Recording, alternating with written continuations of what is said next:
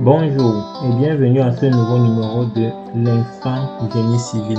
Aujourd'hui, nous allons parler de la résistance des matériaux, la RDM. Dans cette vidéo, nous allons aborder cet exercice de RDM où on a une poutre sur deux appuis, un appui double et un appui simple, et sur laquelle on a deux charges ponctuelles appliquées. Donc, nous allons commencer par déterminer les réactions d'appui.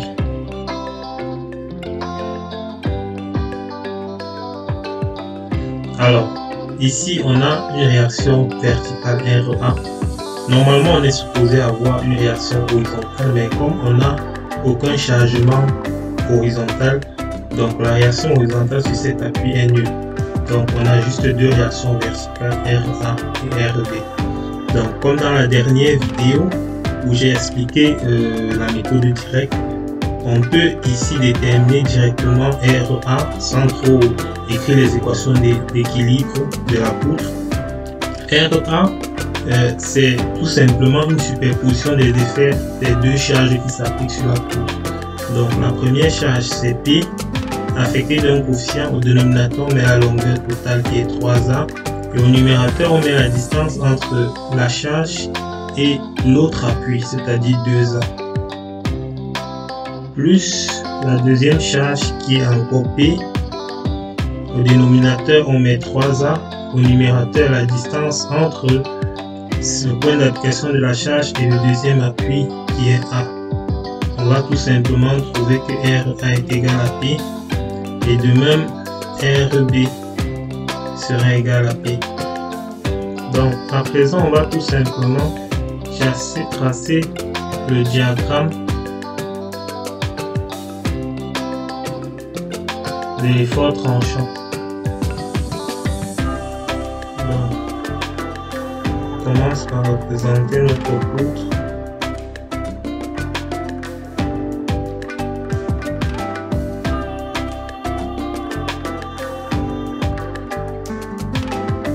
On a 0, ici on a A,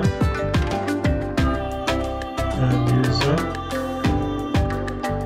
et enfin 3A. Donc, qu'est-ce qu'on remarque? On va parcourir notre poutre comme dans la dernière vidéo. Si vous voulez des explications plus détaillées, vous pouvez tout simplement regarder la dernière vidéo sur la résistance des matériaux.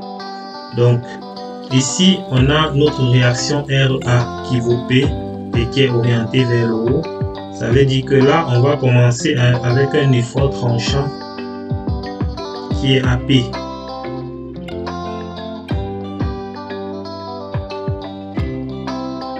Maintenant, entre ce point A et le point C, lorsqu'on parcourt notre poutre, qu'est-ce qu'on constate? Il n'y a pas de charge.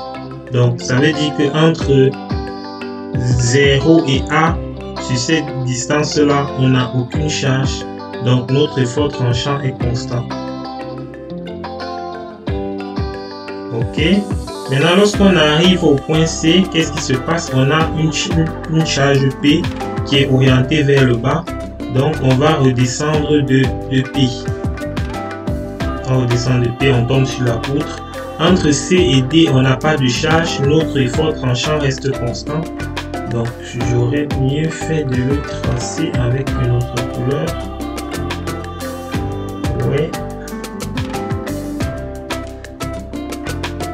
Maintenant, ici, on n'a pas de charge, notre effort tranchant reste constant. Maintenant, lorsqu'on arrive à 2A au niveau du point D, on a une charge ponctuelle orientée vers le bas de P.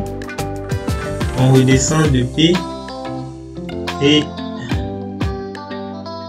ce qui permet de clôturer notre diagramme.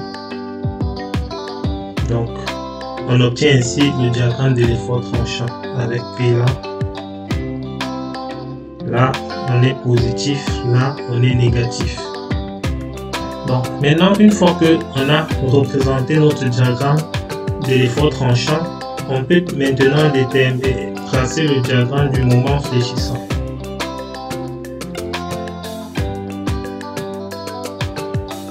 Alors, on va commencer par représenter notre poutre.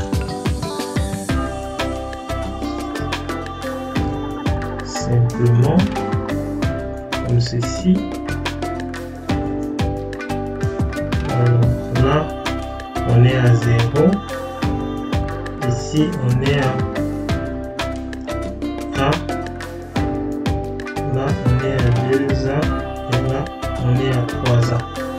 Alors, pour tracer notre diagramme du moment fléchissant, on va utiliser notre diagramme de l'effort tranchant que voici, qui est déjà représenté. Et ensuite, on va se servir de cette formule, cette relation qui lie l'effort tranchant au moment fléchissant. On sait que la dérivée du moment par rapport à x est tout simplement l'opposé de l'effort tranchant. Bon, à un signe près, hein, parce que suivant la convention, ça peut être plus, ça peut être moins, mais nous, dans notre convention, on va utiliser le moins. Donc, qu'est-ce que ça veut dire? Ça veut dire que la courbe que nous avons ici, là, c'est l'opposé de la dérivée de l'effort tranchant, du moment, pardon. Donc, avec cette relation, on peut donc déterminer le signe de la dérivée du moment. Donc, le signe de la dérivée du moment par rapport à x est l'opposé. Ça veut dire qu'entre 0 et a, c'est plutôt négatif, comme l'effort tranchant est positif.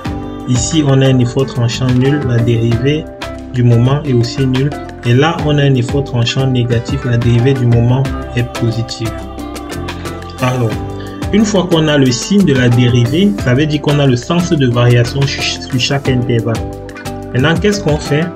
On sait qu'on a une poutre isostatique, donc on quitte d'un moment nul à l'appui, donc on quitte de 0.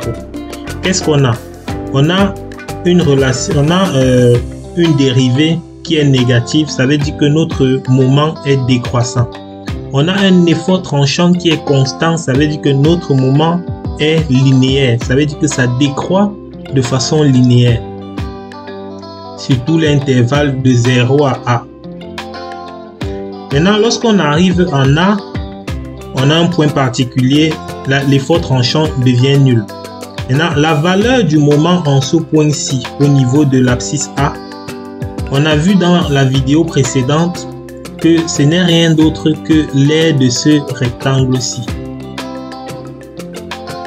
que je vais appeler A1, qui a pour R une base de A et une hauteur de P. Ça fait P fois A.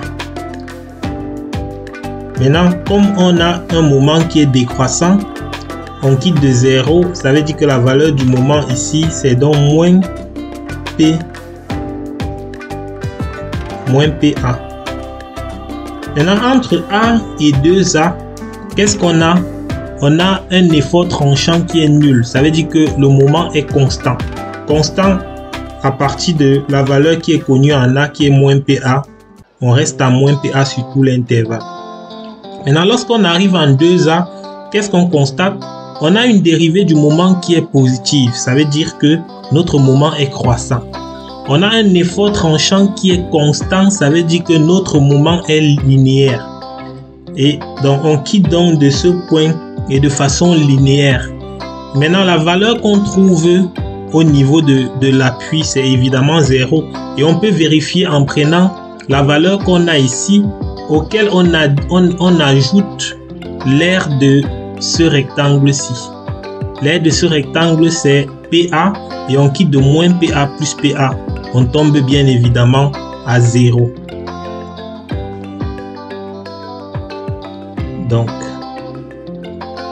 on tombe à 0, ce qui nous permet de dire que notre moment est négatif. Et là également, on a moins PA. Donc, voilà la courbe de notre moment. Si cette vidéo vous a plu, merci de vous abonner et de partager. Car partager, c'est sensibiliser et c'est éviter de gros dégâts. À très bientôt. pour une nouvelle vidéo.